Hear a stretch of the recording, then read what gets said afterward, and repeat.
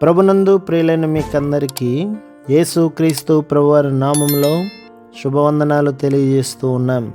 దైవజనులు బ్రదర్ భక్తి సింగ్ గారి పరిచర్యలో నుండి దైవ మర్మములు ఫిబ్రవరి 3.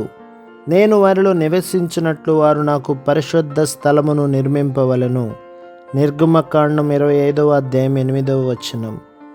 ఆదికాండం 28వ అధ్యాయంలో దేవుడు యాకోబునకు తెలిపిన విషయమునే కొన్ని వందల సంవత్సరముల తర్వాత మరి వివరముగా సీనాయి పర్వతం మీద ప్రత్యక్ష గుడారపు రూపముగా మోషేకు బయలుపరచెను.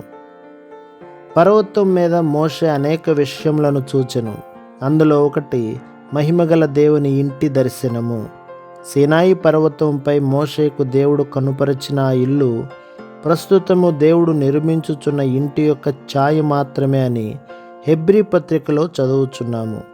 ధైర్యమును నిరీక్షణ వలని ఉత్సాహమును తుదమట్టుకు స్థిరముగా చేపట్టిన ఎడల మనమే ఆయన ఇల్లు అని అపోస్తులుడైన పౌలు హెబ్రీ పత్రిక 3వ అధ్యాయం 6వ వచనంలో చెప్పుచున్నాడు. దేవుడు నిర్మించుచున్న ఇంటిలో మనకు పాలిభాగము ఏ విధంగా లభించును? మీరు నేనెవరని చెప్పుకొనుచున్నారని ప్రభువైన యేసుక్రీస్తు శిష్యులను అడిగెను. అందుకు పేతురు, నీవు సజీవుడవగు దేవుని కుమారుడవైన క్రీస్తు అని చెప్పెను.